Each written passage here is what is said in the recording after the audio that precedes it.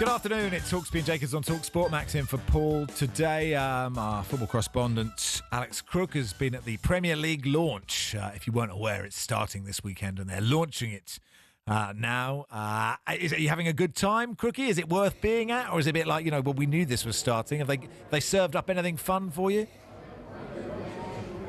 No, I've got to say it's fantastic. I've just actually been sat in a sort of makeshift VAR room taking a look at how the semi-automated technology is going to work for this season. I'm a technophobe, so it was completely over my head, but interesting nonetheless. And we've spoken to dignitaries from the Premier League, including the Chief Executive, Richard Masters. I pushed him quite hard for when we might hear on the outcome of Manchester City's charges and any punishment for breaching financial rules, but we're still no nearer to knowing the outcome there. Tony Scholes, actually, Chief Operating Officer at the Premier League, was very interesting when it came to the subject of the Club World Cup and how that might impact this upcoming season. When we get late in the campaign, will the Chelsea and Manchester City players be suffering with fatigue? And he told me that actually this is a competition that shouldn't have been taking place this summer. It certainly shouldn't have been taking place in the heat in America. So I thought that was fascinating, and again sort of underlines where the bodies of the various football leagues and the people who run the game are not necessarily on the same page. I've spoken to Ian Rush as well about Liverpool's chances of retaining the title. And let's just say he'd be a big fan if Alexander Isak was to make that move from Newcastle to Anfield. Well, I think looking at Liverpool on Sunday, obviously Ekitike did well, but and partly through tragedy, of course, we know, and partly through sales, they are 3 strikers down, aren't they? Well, they've got 2 strikers, they've got Ekitike, and they do need Isak, and they probably could do with somebody else.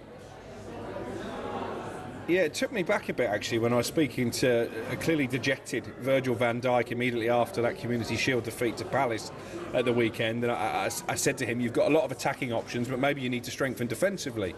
And he said, well, have we got that many attacking options? We've lost Darwin Núñez to Saudi Arabia and obviously Diaz to Bayern Munich as well. We could do with another attacker. And obviously there's been a lot of conspiracy theory on social media that Van Dijk has been leading the charge for Alexander Isak to become a Liverpool player. You didn't need to be a genius to work out who he was talking about. I still think Liverpool are massive favourites for the title.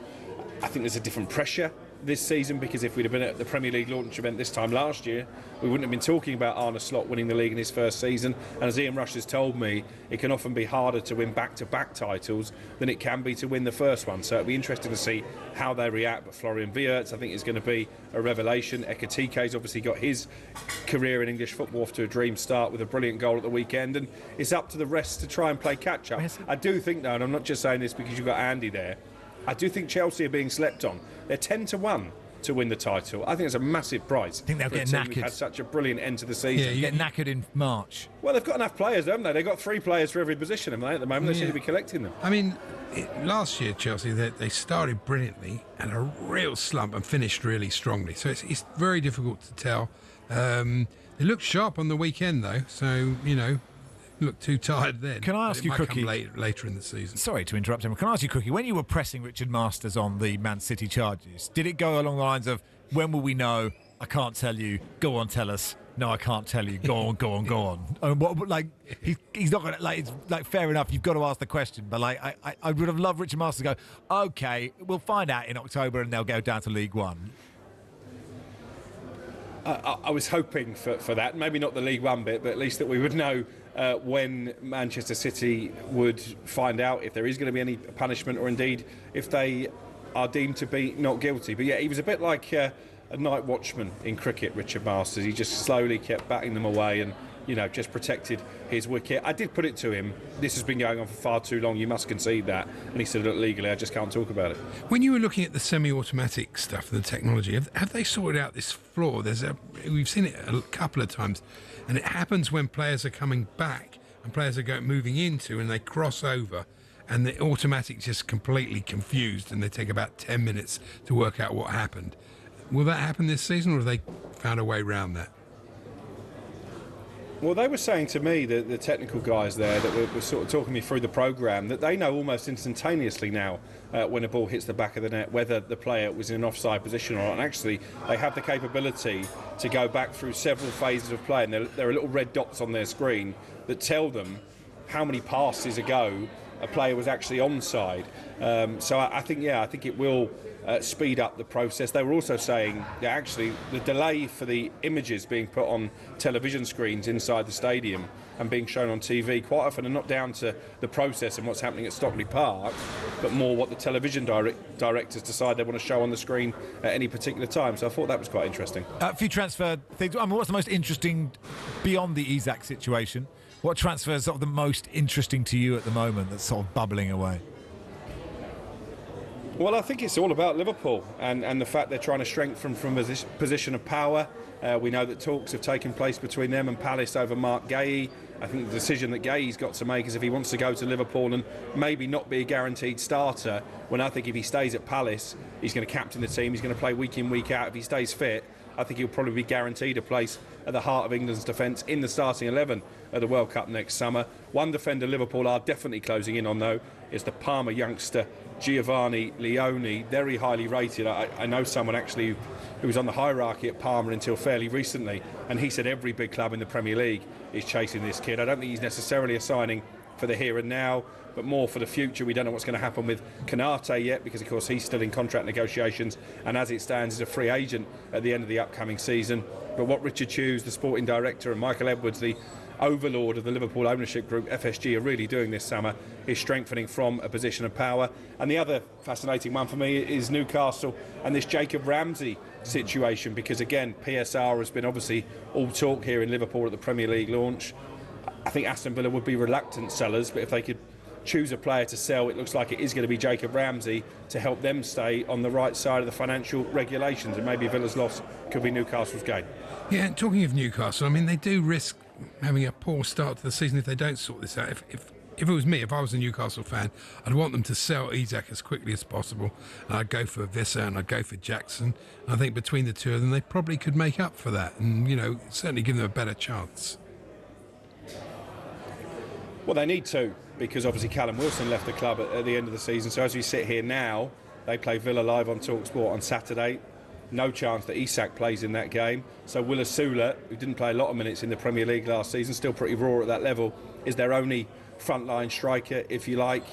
Even Anthony Gordon's been playing as a false number 9 in pre-season, but he's injured, so it's not a great scenario at all, is it, for Eddie Howe? I know they want to get a couple of deals done this week. They've already signed Chow, a defender from Milan. That was completed last night, and they're excited about his arrival.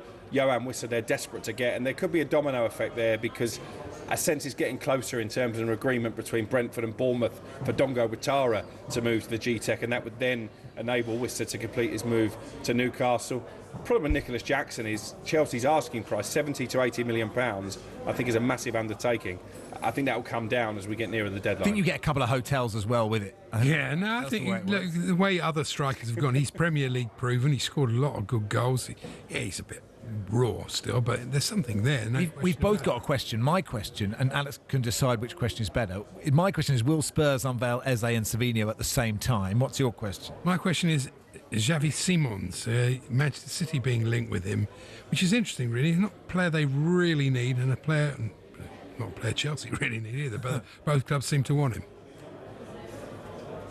Yeah, I think he's just one that Man City are keeping an eye on at this moment in time, just in case they do sell Savinho. But again, I think you're talking about a club record offer from Tottenham, which is not usually the Daniel Levy way. But the longer this move to Chelsea becomes protracted, the more opportunity there is for a Premier League rival to nip in. I know his preferred destination is Stamford Bridge. Personal terms have been agreed, but no club-to-club deal in place yet with RB Leipzig.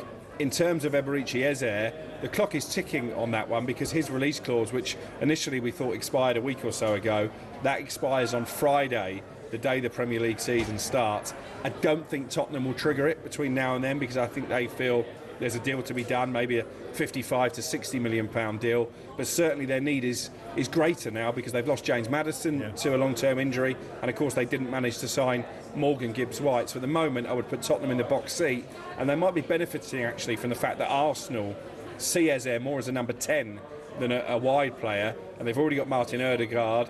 We're assuming that Gyökeres is going to be the frontline striker, therefore Havertz drops into a deeper role as well, and they've promised Ethan Nwaneri game time. So hard at the moment to see where Eze really fits in at Arsenal. Right, good stuff, Crookie. Thanks, pal.